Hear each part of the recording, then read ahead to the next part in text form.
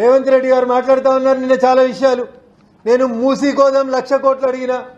నేను సూటిగా అడుగుతున్నా, రేవంత్ రెడ్డి గారు, తెలంగాణ ముఖ్యమంత్రి గారు, కాంగ్రెస్ ప్రభుత్వం కాళేశ్వరానికి 1,00,000 కోట్లు కావాలని కేసీఆర్ ఎట్లయితే డిపిఆర్లు ఇవ్వకుండా కేంద్ర ప్రభుత్వాన్ని బదనాం చేసిండో అట్లే ఈరోజు రేవంత్ రెడ్డి 1,00,000 కోట్లు కావాలంటాడు.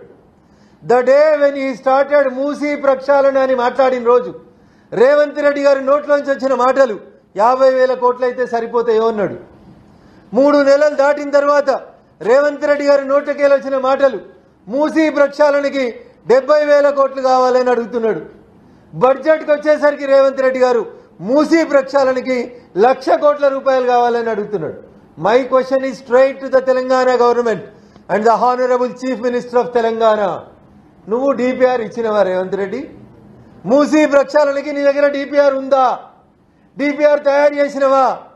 డీటెయిల్డ్ ప్రాజెక్టు రిపోర్ట్ తయారు చేయకుండా 1,00,000 కోట్లు ఇస్తే కాళేశ్వరాన్ని ఆయన ఏటీఎంగా మార్చుకుంటే రేపు మూసీ ప్రక్షాళనని రేవంత్ రెడ్డి ఆయన కమిషన్ల కోసం, కాంట్రాక్టర్ల కోసం, ఎమ్మెల్యేల కొనుగోలు కోసం వాడాలనుకుంటున్నాడు తప్ప ఈ డోంట్ హ్యావ్ ఎనీథింగ్. దీంట్లో ఆయనకి ఏం ఆలోచన లేదు, లక్ష్యం లేదు.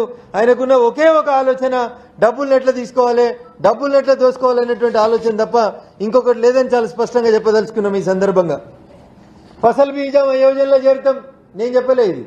ఫసల్ బీమా యోజనలో చేరుతామని నిన్న బట్టి చెప్పినాడు. ఎక్కడిది ఫసల్ బీమా యోజన? కేంద్ర ప్రభుత్వం ఇస్తలేడా? ఫసల్ బీమా యోజన కింద మేము ఇచ్చినటువంటి పైసలు కావా? మీరు ఇంకా చెప్పినారు ఏమని?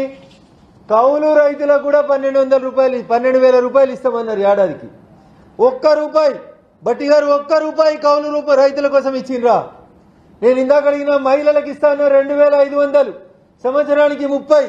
తెలంగాణ జనాభా 4.5 కోట్లు అనుకుంటే ఆ 4.5 కోట్లలో కనీసం 2,25,00,000 మంది మహిళలు ఉంటే ఎలిజిబిలిటీ ఉన్న వాళ్ళు 1 కోటి మంది అని ఉంటారు కదన్న.